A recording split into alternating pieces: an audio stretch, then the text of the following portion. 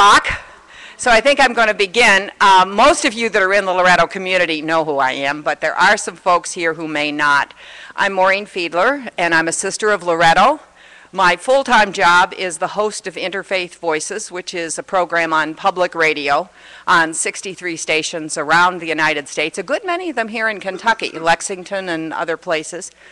And I've been responsible for a couple of books in my lifetime. One of them you'll hear extensively quoted from today, Rome Has Spoken. This is a guide to papal statements and how they have changed throughout the centuries. And the other is called Breaking Through the Stained Glass Ceiling, Women Religious Leaders in Their Own Words. These are the transcripts of interviews I have done with women across many faith traditions in the course of the radio show. So, having said that, I gave a talk yesterday, and for those of you who heard it, I'm delighted to be here again. And today I am going to talk about faith-filled dissent in the Catholic Church. It's not a topic without its controversy, let's put it that way. So I don't necessarily expect everyone here to agree with what I'm going to say, but I'll put it forward. Let me say, I first gave this talk at Epiphany Parish in Louisville earlier this year. And at that time, the Vatican provided me with some contemporary material highly relevant to this talk. This was the time when the Vatican, quote-unquote, assessment of LCWR, the Leadership Conference of Women Religious, was made public, and, you know, was highly critical of the Leadership Conference and so forth. I think you probably remember that. And in many ways, you know, there is dissent, faith-filled dissent, I would argue, within LCWR. And I'll talk about that again in a few minutes. But let me say, too, that when I told some friends in the beginning about this topic, that I was going to talk about faith-filled dissent, they said, oh, it's a good topic for you. You've had a lot of experience with that. Anyway, but actually, let me say, not much more than most Catholics that I know. So here's what I want to do to tackle this topic.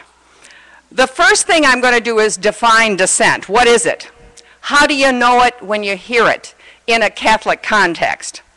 Secondly, then I'm going to ask, how common is it, or was it, in the history of the Catholic Church?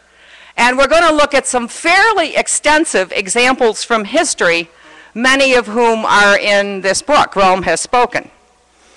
I'm going to try to then lay out some characteristics of what faith-filled dissent means, as opposed to destructive dissent. And I see that those two things are quite different. And finally, in the end, I'm going to argue that true faith-filled dissent is a gift to the Church in the form of healthy dialogue, and since we're on the 50th anniversary of the Second Vatican Council, I think a way to fulfill the promise of that council, if it were welcomed. Now, beginning, what is dissent, anyway, in the Catholic context? I see dissent as some kind of serious disagreement with some official teaching of the magisterium of the Church, i.e. the hierarchy, usually one that's not been declared infallible, unless, of course, you're dissenting from infallibility itself, which a number of people do. And there are people who dissent from some of the declared infallible teachings of the Church, but not many, because in fact there aren't very many things that have been officially declared infallible. Most dissent deals today with the moral teachings of the Church, considered the ordinary magisterium of the Church. Issues like contraception, for example, on which, if you know anything about the polls, you know there is massive dissent among Catholics. 90+% of women, Catholic women of childbearing age, have actually used it. I'd say that's significant dissent if you've actually used it. There is certainly dissent on abortion, on same-sex marriage, and certainly on the ordination of women. And these are just some of the topics on which you find dissent today. They tend to be issues that are immediately relevant to people's lives and people's lived experience sometimes fuels that dissent, or at least causes people to raise questions to begin with. For example, someone who suddenly realizes that he or she is gay or lesbian.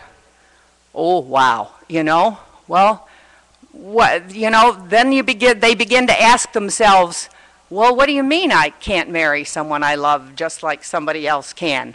The lived experience is different, and it raises questions that they in turn often share with somebody else. Now, let me say that dissent can be either private or public. I can remember my grandmother dissented from the idea that you can't get remarried after you're divorced. She never went public with it, but why? Because her daughter remarried or married a man who was divorced, and she thought that worked out just fine. And so the church had to be wrong in her view. At least but that was private dissent. But of course there is also public dissent in the church, and that's what we're going to talk about. Now, some dissent in the history of the church has, as we all know, resulted in splits in Christendom.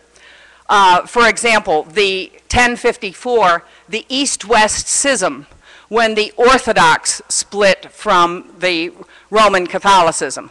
All right, and partly it had to do with doctrinal issues, this thing called a filioque. I've never understood why anybody argued over this, but anyway, it probably had more to do with the political split between the locus of power being in Rome, trying to control what was going on in Constantinople.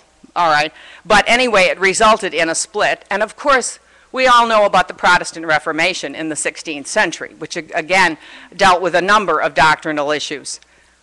But there's been a lot of dissent in the Roman Catholic family over the centuries.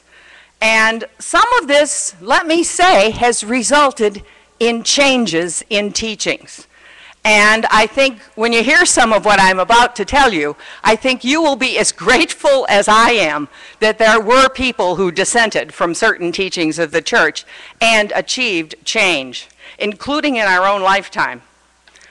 Because one of the things that you often hear from members of the hierarchy, and I am always amazed when I hear any of them say this, the teaching of the church never changes.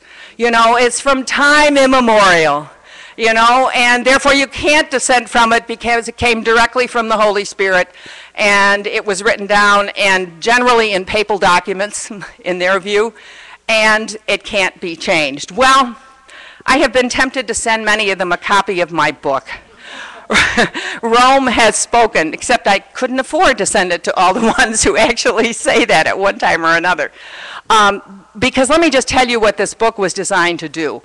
And it was published in, I think it was 98 or 99. I and my co-editor, Linda Rabin, took about 15 issues in the history of the church and documented using the actual papal teachings or documents of councils, whatever, from the history of the church to show the changes that actually took place. And often there are complete reversals in here. And I'm going to give you some examples in just a couple minutes. Now, you might ask as you listen to what I'm going to read in a minute, how did these changes happen? There were people around called dissenters. They disagreed with those teachings. Some of them may have been internal dissenters, perhaps in the Roman Curia or among the bishops of the world. Or there were public events and pressure from perhaps even civil authorities to change certain dogmas or teachings of the church. Or there were simply theologians or gutsy people who said, this doesn't make sense. And here is the teaching we think would be closer to the gospel. Now, let me say that when we think about dissenters today, and I want to start with this, we usually think about people dissenting in a progressive direction. That the church hierarchy is conservative and therefore somebody who, let's say, favors the ordination of women is a dissenter. But it's not all that. There are also conservative dissenters in the church. All right? an example, a very contemporary example, a group you may have heard of, is the Society of Pius X. All right, this is the one that was founded by the French prelate, Archbishop Lefebvre, in 1970, and specifically in opposition to the teachings of the Second Vatican Council. Now, what's left of that group is trying to be readmitted to the church, but there are a few problems. Even Pope Benedict is insisting that they accept the Second Vatican Council, which they have yet to do. And then it's been found that one of their bishops was a denier of the Holocaust. That caused no small amount of scandal, and guilty of anti-Semitism and a few other problems. And when I was researching for this talk, I came across a very interesting book called The Smoke of Satan. And it deals with conservative and traditional Catholics. Now, that's the author's title for this, not mine. But he described, and maybe some of you know groups like this that are around today. I certainly have heard of them. Listen to this. Separatists who believe that even Rome itself has fallen, that true Catholics should withdraw and form alternate communities. Latin Mass advocates who believe the reforms of Vatican II were the work of Satan himself.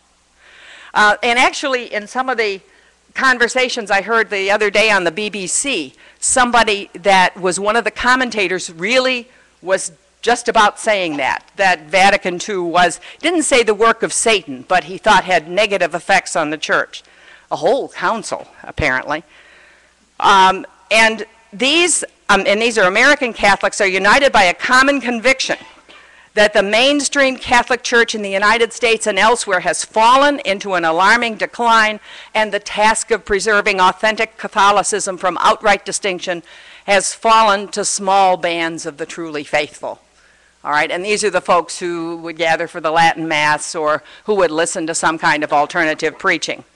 And if you're looking for dissent on the political front, you know, in terms of conservative dissent, you know, we have Paul Ryan and John Boehner, who have dissented strongly from the social teaching of the church and the kind of budgetary plans that they have put forward. And the Catholic bishops have, you know, said this quite publicly.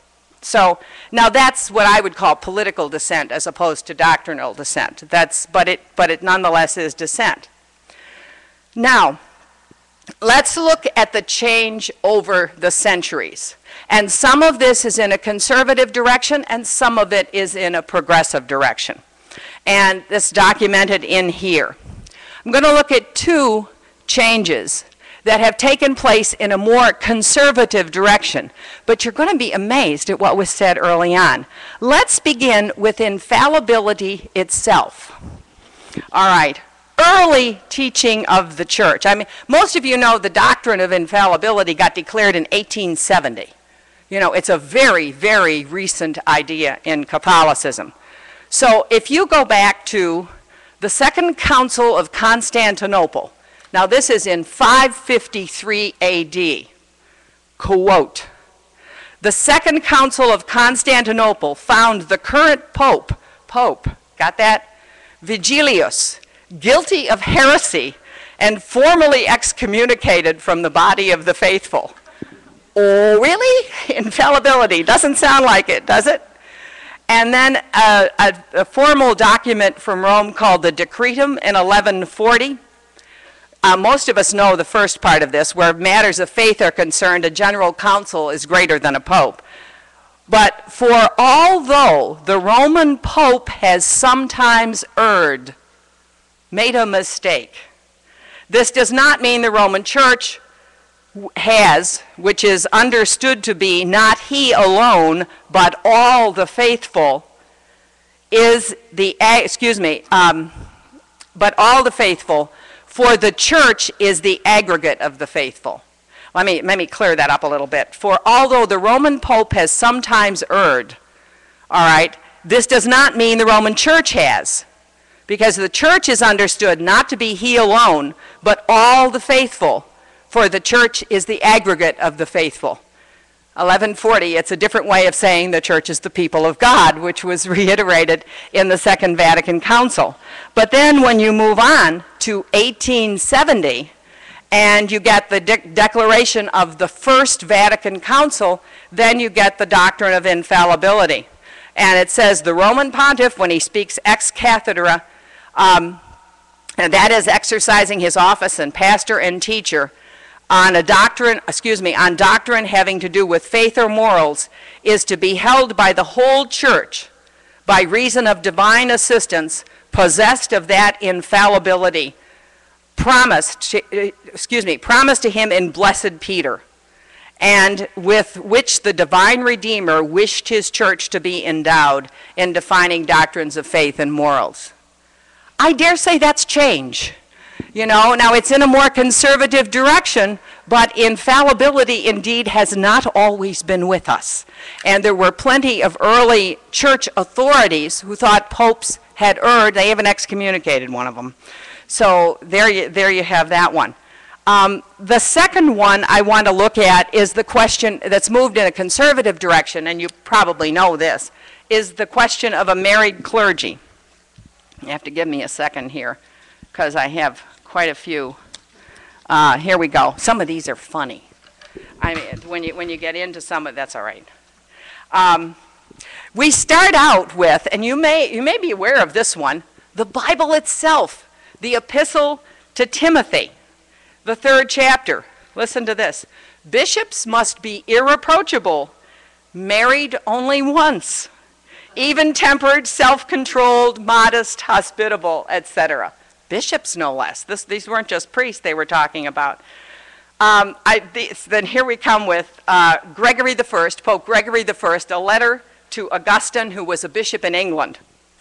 If there are any clerics not in sacred orders who cannot contain themselves, they ought to take themselves wives. Oh yeah? Okay. And then the Council of Pavia in the 11th century said, if you can't leave your wife, at least be discreet. All right. Anyway, and then when you get to, of course, 1089 with Urban II, then you get the change. We remove from every sacred order those who from the subdiaconate wish to have leisure for wives. I love the way they say this, leisure for wives, right? And we decree that they be without office and benefice in the church. Benefice is important. I think you know that some of this change was motivated, according to historians, by the desire to keep property within the control of the church and not have it passed on from priest to son. It was generally son in those days. All right. But if warned by the bishop they fail to correct themselves, in other words, if they stay married, we give permission to rulers that they subject their women to servitude. I'm not sure what state the women were in before that, but anyway. And then Paul VI, of course, saying celibacy can neither be abandoned nor discussed. So even from Scripture itself, you have a different vision of the question of a married clergy, and it moved in a more conservative direction. Now, there are probably many more examples of things that moved in a more progressive direction. One of them are the official views of the Jewish people. And this is one of the places where when you read this stuff, you say, oh, thank God somebody dissented on this stuff, you know. For example, we have Origen, who was one of the great teachers of the early church, saying, and therefore the blood of Jesus falls not only on the Jews of that time, but on all generations of Jews up to the end of the world. That is a horrific quote. That is the charge known today as deicide, trying to blame the Jewish people basically for the death of Christ. And let me tell you, that was quoted quite frequently during the Holocaust and appealed to that. As we move along in history, we get to 1434, the Council of Basel. And some of these quotes are really awful. Jews are to be forced under threat of penalties to take on a form of dress by which they can clearly be distinguished from Christians. Moreover, in order to avoid excessive social intercourse, this is segregation, of course, They must be made to dwell separate from Christians in their cities and towns, in places as far distant from churches as possible. Nor may they on Sundays and other solemn feast days open their shops to the public. You know, many of those practices and those attitudes became, in fact, the foundation for the Holocaust in Germany in the 30s and 40s. But then you have today the Second Vatican Council, of course. I think most of you know the document is called Nostra Aetate, saying definitely it deplores all hatreds, persecution, and displays of anti-Semitism leveled at any time or from any source against the Jews.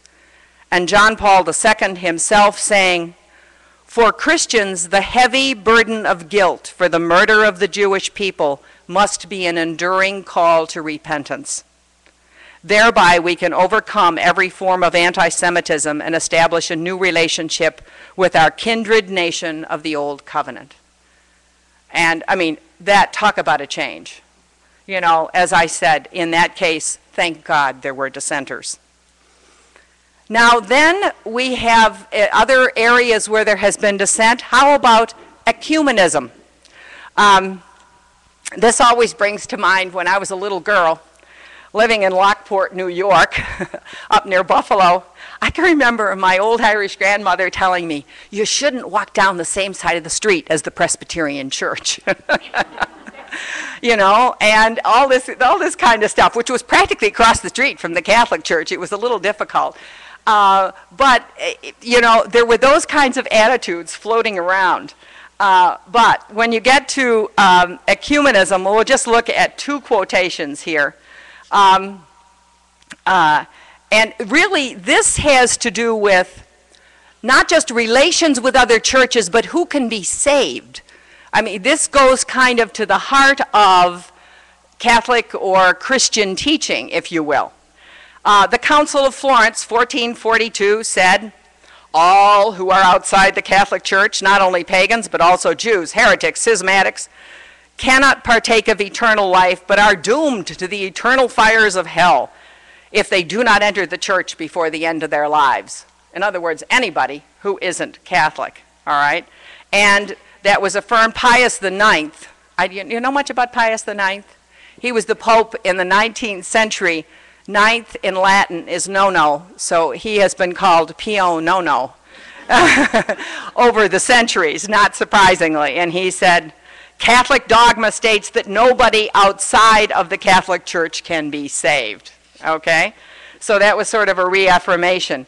But then, of course, you get the decree on ecumenism from the Second Vatican Council, and you get a complete reversal of that. And remember, in between these periods of time, there were many theologians and people who were saying, this has to change. This doesn't make sense to be condemning everybody. And this one is from the Dogmatic Constitution on the Church. "Those who, through no fault of their own, do not know the gospel of Jesus Christ or his church, but nonetheless seek God with a sincere heart." Think Hindus, think Buddhists, think Muslims, think Jews, whatever. "But who nevertheless seek God with a sincere heart and moved by grace, try in their actions to do his will as they know it through the dictates of their conscience, these too may attain eternal salvation." Complete 180, you know, complete turnaround. Then, looking at a couple of other things, of course, there are then scientific theories. The church completely reversed its stand. I'm not going to read you quotes on this. On Copernican theory, the idea that, the early theory being that the sun revolved around the earth, and Copernicus saying, "Oh, wait a minute, this doesn't fit with what I'm looking at in my telescope." And now the idea that the earth revolves around the sun. And of course, the church changes its position on that. The same is true with evolution. And when you look at, and this is why I always find it interesting when I'm doing interviews, that a lot of people confuse conservative evangelicals with Catholics on this. And they're always surprised to find out that Catholics don't reject the theory of evolution. But as you might suspect, we once did. And here we have Pio Nono once again, okay? And he says, pride goes so far as to denigrate man himself to the level of unreasoning brutes. You know, and this, of course, would be, you know, we're descended from chimps, I guess, or however that was depicted in his day, but that's also been the popular image that has posed a problem for a lot of ordinary people, I think, when it comes to the theory of evolution. Perhaps even of lifeless matter that we came from. And of course, now you realize that the latest theories are that, you know, everything began with stardust. In fact, I'm a proponent of changing that Ash Wednesday prayer, you know, that says, from dust you are and unto dust you shall return. No, from stardust you are and unto stardust you shall return, huh? Not a bad idea. All right, but, and anyway, he goes on to call this the mask of science, and it's not really true science. That's how Pio Nono views evolution.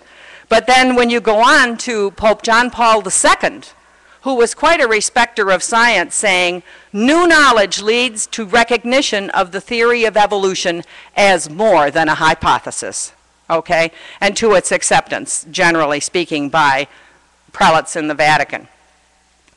Then, of course, there's also scriptural interpretation where positions have changed. We used to be a little, never totally, but a little bit closer to literalists when it comes to scriptural interpretations. For example, let's see.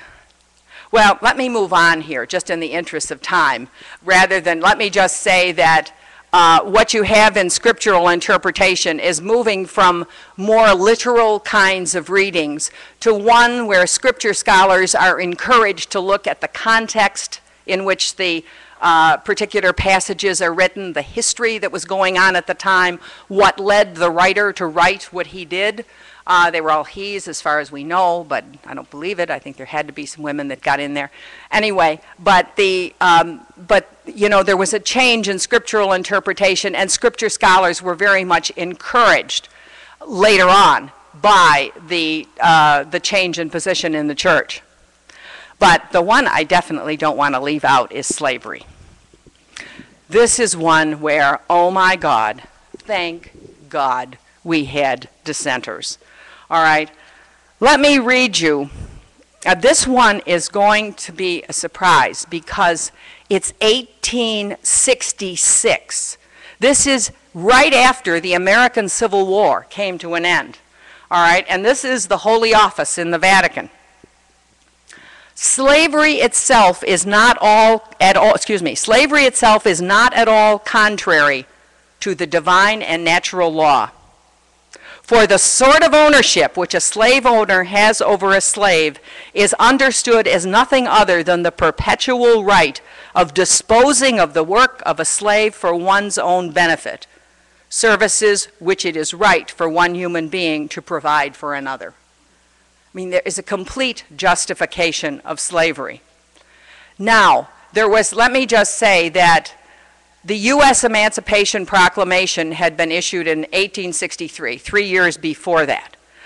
Probably the pressure came on Rome to issue something like this, it is thought, from the Spanish and Portuguese hierarchy, or the royalty of the time, because there was slavery in South America continuing. And in light of what was going on in North America, they probably didn't, you know, want to offend these bastions of Catholicism, which they were in that part of the world. Anyway, all that had been condemned up to that point was the slave trade, not slavery itself. The change came with Leo XIII in 1888.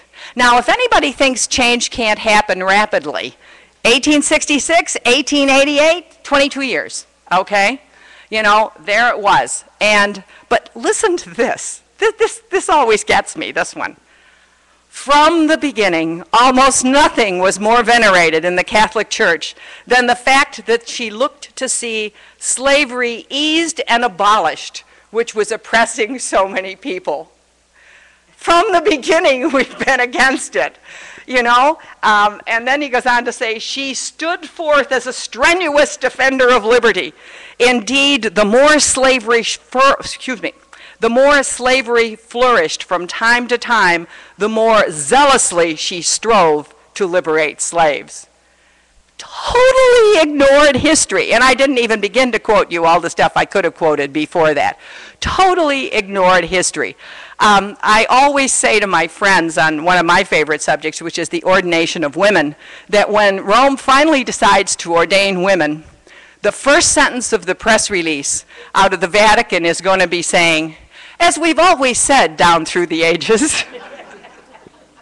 But there is a refusal to admit the change that is in fact taking place, even when it is a total turnaround.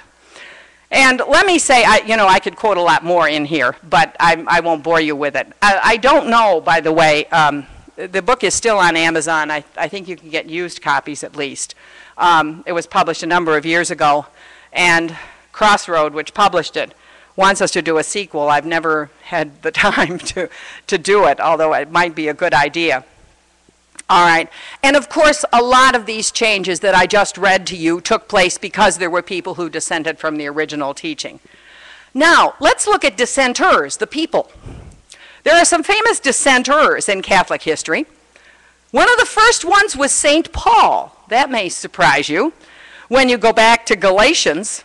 And this was over the issue of circumcision, you know, and whether, in fact, it was going to be required of male converts to Christianity in the first centuries of the church, as it was required of Jewish males. All right? And for men, if you'll excuse the pun, this is a very sensitive subject. All right? But what you have Paul saying is, when Peter came to Antioch, I opposed him to his face, since he was manifestly wrong.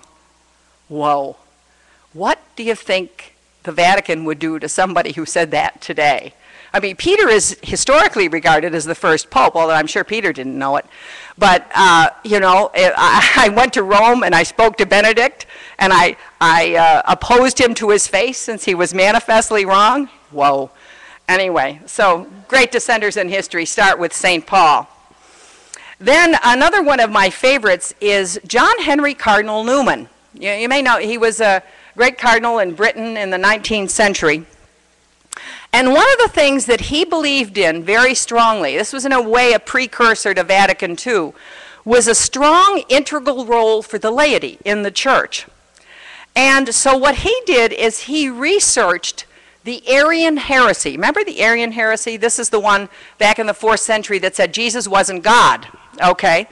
And that's where the Council of Nicaea in 325 said, no, Jesus in fact is God, all right? And that's where we get the Nicene Creed, of course, from there. Well, what John Henry Newman discovered is that for 60 years after that council, in fact, that dissent continued. All kinds of bishops and dozens of regional church councils, in fact, paid no attention to the Council of Nicaea and reaffirmed the Arian heresy. And so he thought, well, how did Arianism fail then? Because it ultimately did fail. And he said, and this is what he found from church history, it was finally laid to rest, actually the first Council of Constantinople, because of the role of the laity in the church. They refused to go along with that. And they really put pressure on the hierarchy to change it. And he used that as an example that needed to be followed in the contemporary church. That he called it, we all know it today, as the sensus fidelium, or the sense of the faithful in the church. It's like what we have on contraception today, I dare say. The sense of the faithful being quite different from that of the hierarchy. But, of course, John Newman's theology wasn't very well accepted. He, unfortunately, was a cardinal when Pio IX was the pope. And he didn't much like what Newman had to say. Luckily, Leo XIII came to power before Newman died, and he made Newman a cardinal. Okay. Probably the best contemporary example, though, and again, this is another place where I say, thank God we had dissenters, is John Courtney Murray, the great Jesuit, guilty of what became known as the American heresy, religious freedom, you know, that thing that Catholic bishops are running around touting right now. I mean, if they didn't have John Courtney Murray behind them, they wouldn't be able to say a word about anything having to do with that. And a lot of Catholics don't know, but I can remember this, even when Kennedy was running for president. I'm dating myself here, in 1960. People saying, oh, the Pope's going to be over on the next boat. We're going to be flying the papal flag over the White House, you know, all this other kind of stuff. And I thought, what is going on? Why do these? Well, because the dogma of the church, I don't know if you'd call it dogma, but the teaching of the church was that, at least in countries where the numbers were sufficient, Catholicism should be the established religion, the official religion. And all that meant, and of course think about what that meant in the history of Europe particularly. That was the teaching. And John Courtney Murray, as an American, and he was a very thoughtful Jesuit, as you probably know, he wrote several different works over time espousing that conscience and the rights of conscience and the rights of religious freedom had to be respected, that they were paramount. And of course, he was silenced for a time. I mean, this guy really suffered for his dissent. He's a wonderful example of contemporary dissenters. But he became the author of the Declaration on Religious Freedom from the Second Vatican Council. Think where we would be today without that. Oh my God. I mean, how would you be able to deal with anything in the world if we didn't believe in the rights of conscience? And let me just read you one or two sentences from that. This is Murray's work. This freedom means that all people are to be immune from coercion on the part of individuals, social groups, or any human power, in such wise that in manners religious, no one is to be forced to act in a manner contrary to his or her own beliefs, nor is anyone to be restrained from acting in accord with his or her own beliefs, whether privately or publicly, whether alone or in association with others within due limits. That became one of the most important documents of the Second Vatican Council. Without that, I dare say that Catholicism wouldn't have much standing today. And just to mention a couple of other dissenters, we all know Charlie Curran. Father Charles Curran, Catholic U, had dissented on the issue of contraception and other issues as well. My dear friend Bill Callahan, who is a Jesuit, certainly was very public in his dissent on the ordination of women, and said so, and part of the reason that he was booted out of the Jesuits at one point.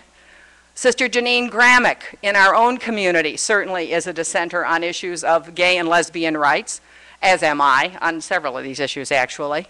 And most recently we've looked at other women, Teresa Kane, who spoke up to the Pope on the ordination of women, Elizabeth Johnson, the author of The Quest for the Living God, and most recently the moral theologian Margaret Farley from Yale, who it took them 6 years apparently to read her book or understand it, but eventually found negative things with what she had to say. And, you know, I'm not a theologian myself, but, you know, I certainly dissent on a number of these issues as well. But, and I know I'm coming to a conclusion here, but I do want to look right now, all of these people, I would argue, had faith-filled dissent. You know, I know where I've watched it with Bill Callahan, with Janine, etc. This is nothing they took lightly. These are things they brought to prayer. These are things they agonized over. These are things where they read all points of view and listened to what people had to say. So what makes dissent faith-filled and not destructive? Okay, because a destructive dissent is not, I don't think, what any of us would want. I think, first of all, faith-filled dissent grows out of a love and concern for the church, not a desire to destroy it or to split from it. Okay? And many people that are looking at church pronouncements today would say that. You know, what will happen, for example, if gay and lesbian relationships are not affirmed? What will happen with young people in regard to the church? Secondly, faithful dissent requires a real knowledge of the official teaching. It doesn't mean that you're making up what you think they said or what you think the church teaches. You've read it. You've studied it. You know what's there. You know, like on the ordination of women, I've read all the documents. In fact, I wrote the description of some of it for the Encyclopedia on Women and Religion. So I know what's there. I know what they argue. I don't think it holds water, frankly. So, and I think that the church is in danger of losing the adherence of a lot of women, and it doesn't, for me, fit the image of Jesus that I know, who greeted women, who welcomed women, who had women among his disciples, and I don't begin to think all of them are mentioned in Scripture either. Number 3, I think the teaching has to raise serious questions for the dissenter, questions of conscience, questions that are serious about the future of the church. And I'm using my example on the ordination of women. I think it does raise a very serious question for the church. It has to be the subject of prayer, either alone or in community. But I think an informed conscience, bolstered by prayer, is the ultimate basis for dissent. And that's where you get it in the document on religious freedom. The ultimate permission, if you will, to dissent is right in that document that was written by John Courtney Murray. Without trying to bore you, I just want to say, let's see, where is the key phrase here? I've had these marked, of course, all right? It follows that no one is to be forced to act in a manner contrary to his or her conscience, nor, on the other hand, is he or she to be restrained from acting in accordance with his or her conscience, especially in matters religious. The exercise of religion consists, before all else, in those internal, voluntary, free acts whereby a man or woman sets the course for his or her life directly from God. So, and that is an affirmation of the Second Vatican Council. And finally, I think faith-filled dissent shouldn't be angry. It shouldn't sound like a political campaign. It shouldn't be filled with that kind of rhetoric. It should be a serious dissent. So let me just bring this to a close by saying, I would argue that loving and faith-filled dissent was and still is an asset in the Roman Catholic Church. Think about it. Without it, we would still embrace slavery, reject evolution, or be trying to have an established church, God help us. Loving dissent, on the other hand, fosters dialogue. And it's something I greatly admire LCWR for seeking to foster, even in the face of that assessment. All right? And most other thinking Catholics think that as well. We are at the 50th anniversary of the Second Vatican Council. And I think it's time not to look at those documents as something written in stone, but to look at them as a seed that was planted and still needs to flower, still needs to come to its full fruition. And I don't think that's going to happen because until the watering is done with dialogue that includes people who have faith-filled dissent. I think it's time that we open the windows, as Pope John the 23rd said, and let in the fresh air. I was on Diane Ream's radio show. I said, unfortunately, there are some people over the last 50 years who've tried to close those windows, and it's gotten a little stuffy in here. So I think it's time to open those windows and get more fresh air in the church. And I think loving, faith-filled dissent can help us do that. Thank you.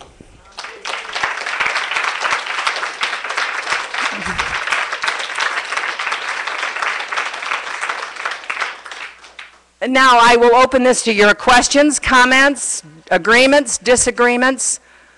whatever you would like to raise. Yeah, Cecily, you're close enough that I think. This is a comment.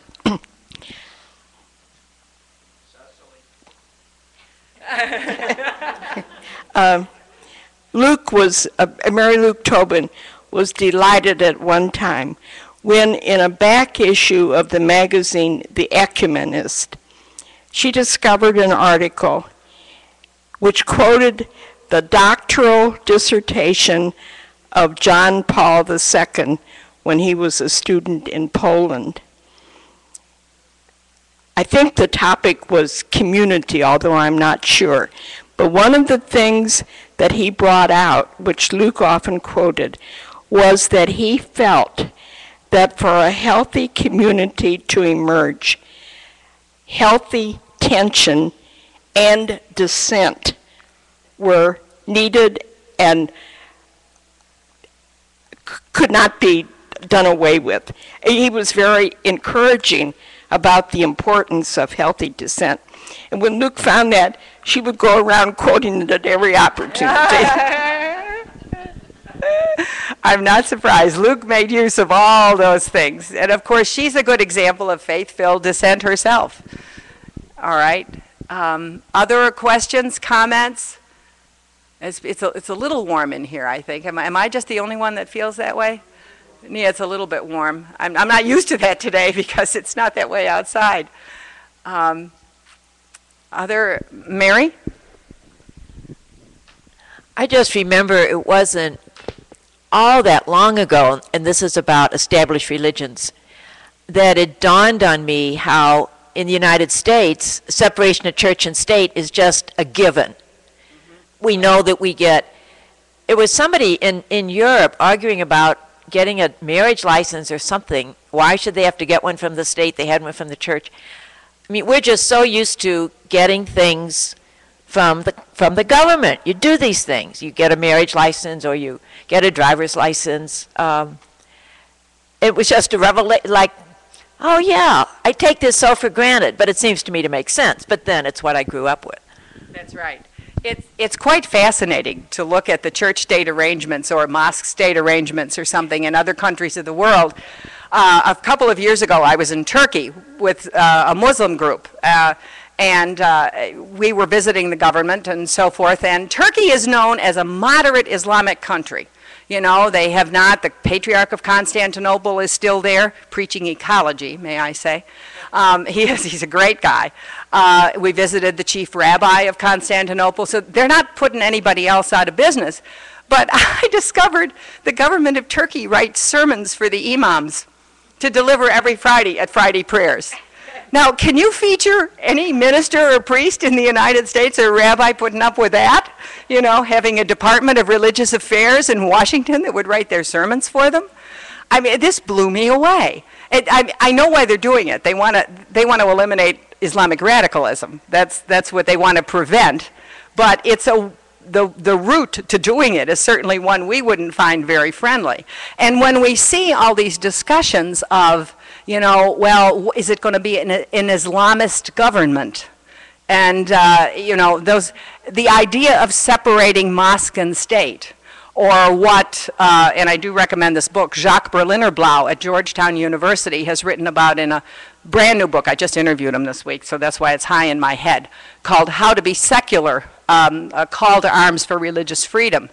But what he's arguing for is that governments need to stay out of religion, you know, and that we need to have secular governments. It's a little bit different than just separation of church and state. But that is something that different countries of the world have different arrangements on, for sure. Even in a country like France, which prides itself in great separation ever since the French Revolution, you know, they saw fit to ban the hijab, you know, the Muslim scarf, all right, and managed to upset all kinds of people. We wouldn't do that here. You know, yeah, you're free to wear one of those if you wish. And of course, because you are, then women tend to make their own decisions. They don't feel compelled to wear it to make a point to those doggone French, you know, which has happened in certain cases. So I happen to think we have that separating church and state is one of the gifts we have in this country, then one of the most important legacies that we can learn from. God bless John Courtney Murray for defending it. But other questions? Yes. If you can come forward and use the mic, it's helpful. Thank you. Excuse me. Kay DeMaria. I have a problem with how it can be preached from the pulpit not to agree or to dissent from certain types of statements from political candidates, that if you agree with certain statements, you cannot approach the altar for communion. Oh. And I'm wondering what that says about freedom. Uh-huh. Are you talking about the Archbishop of Newark most recently, perhaps? Yeah, right. Well, first of all, let me just say, since I am also on the advisory board of Americans United for Separation of Church and State, so I follow some of these things. If you're talking candidates, you can't do it. That's a no-no.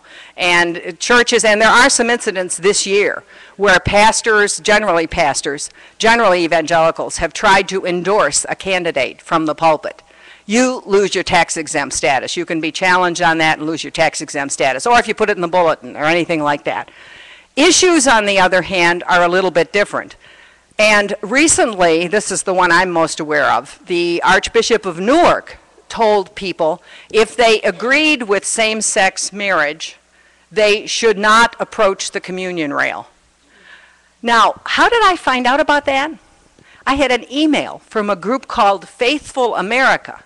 You may know, anybody know that group, Faithful America? They're the lobbying arm of the National Council of Churches. They're not a Catholic group. They're a mainline Protestant group that were so appalled that a Catholic archbishop would use the sacraments as a weapon against a political issue. You know, I found that rather interesting. I've never seen them do that before. That's why it struck me. And of course, we've also had that in the past with political candidates. You know, well, if you're for choice on abortion, don't approach communion, that kind of thing. And very interestingly, not all the bishops agree on that. Certainly in Washington, D.C., our current cardinal does not agree with that, which is probably why he's in Washington. You know, but that's Donald Wuerl, by the way. You know, and he's not about to deny anybody communion for anything. But I think that's stretching it very far, I think.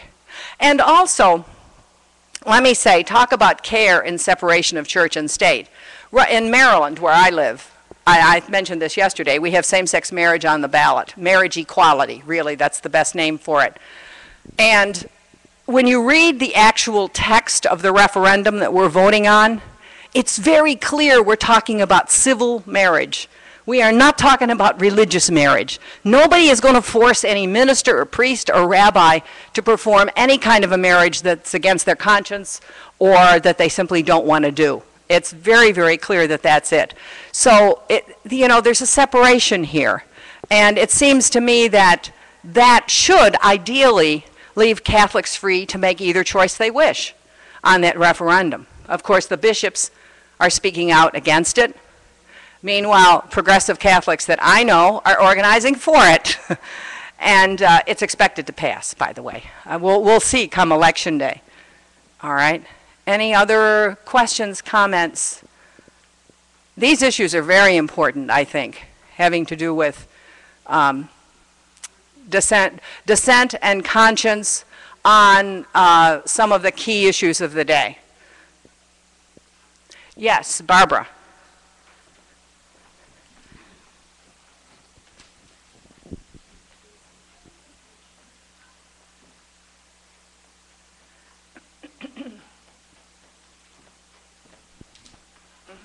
Barbara Broach. I wanted to ask if you'd talk a little bit more about the emphasis you had on dialogue as part of what is part of faith-filled dissent, because it's always hard, you know, you run into that. It's hard to dialogue with a brick wall. I mean, you know, that's obviously saying how I feel about the other side, but I mean, the dialogue is supposed to have people coming together and sharing what they are, and maybe everybody moving to someplace new. And it doesn't. So how does that work, or how do you see that happening? To tell you the truth, Barbara, I wish I had an answer for that. Because I do think right now, it isn't even just the Catholic hierarchy. It can be a brick wall. If you've watched the U.S. Congress lately, you've seen a lot of brick walls as well, where indeed lawmakers are trying to come together on something where they're supposedly working for the good of the country, and yet it's my way or the highway. And that often is the position of the hierarchy of the church as well. Dialogue takes place between two parties that consider themselves equals. And I have yet to see that kind of attitude, except in a few cases from hierarchy in the church. You might have found it from Archbishop Hunthausen of Seattle, or certainly I can and often have sat down with Bishop Tom Gumbleton of Detroit, who's just a great guy, and carried on a real dialogue. And there are some that will do that, but they're very, very few and not at the official level. So I think there has to be some kind of a breakthrough. I don't know, do any of you see any ways to break through the brick wall, as Barbara called it? Wait a minute. I think LCWR really gave us an example of that, by saying we're not going to discuss dogma. We want to sit down and talk. And I don't know how far they'll go, but I think at least they came with peace and not with, well, I don't know how to describe it. But anyways, I was pleased that they could come together in peace with these guys and say, we want to talk. We're not going to take your ultimatum. Right. They may have achieved quite a bit. Thank you for pointing that out, because of the public reaction to all of that. And that is one avenue, I suppose, for change, but you have to look at the opportunities as they come up. This particular assessment was in the eyes of the general public, and I think generally the Catholic public, so awful that the Vatican got a very negative assessment in the press and by the Catholic laity, and nuns have never been so popular. I mean, I have looked at somebody in the media, I think you could never pay for the media that we have gotten in the last year. When you throw in the assessment of LCWR, and then you add the nuns on the bus, to the whole mix, it's been unbelievably good. And the Vatican is very aware of that. They don't like bad press. And so it might be that, there is some reassessment going on. Let's hope, anyway. They also made clear at the same time that there were limits. They would sit down and talk. They would not compromise their integrity and their mission. And so, bingo. We'll see what happens there. But thank you for that. All right, we've got 1 minute. Anybody have anything else? Buffy?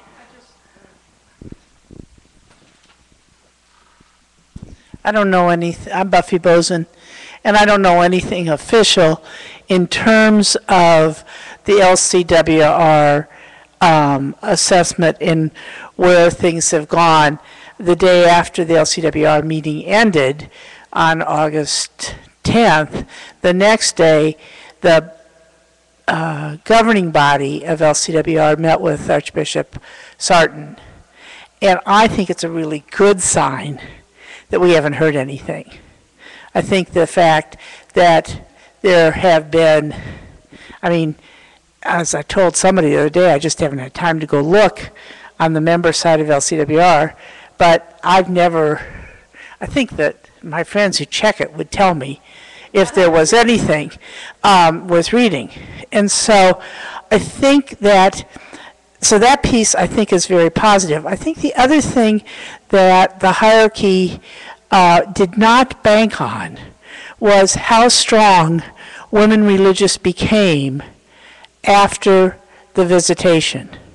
I don't think they ever estimated that what happened to us in terms of reclaiming our mission, in terms of our solidarity with each other, and our knowing our Constitution in a way that we knew it, but we hadn't studied it for 25 years like we did.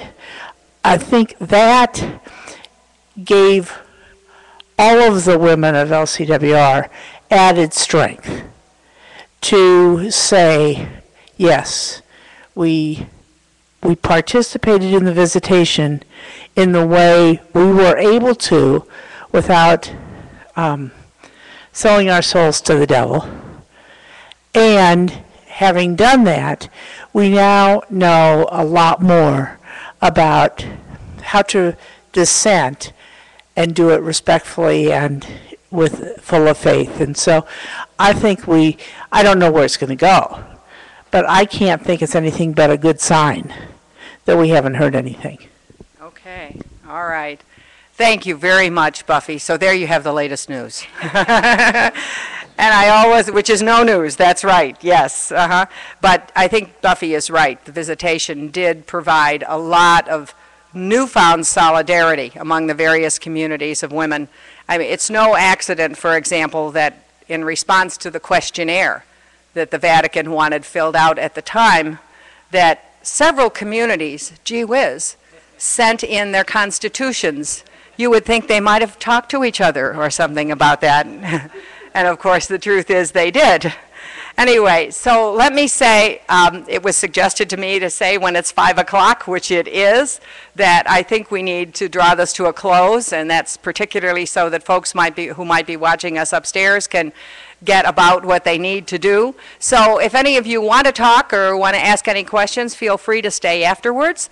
But I think with this, we'll call this to a close. Thank you very much.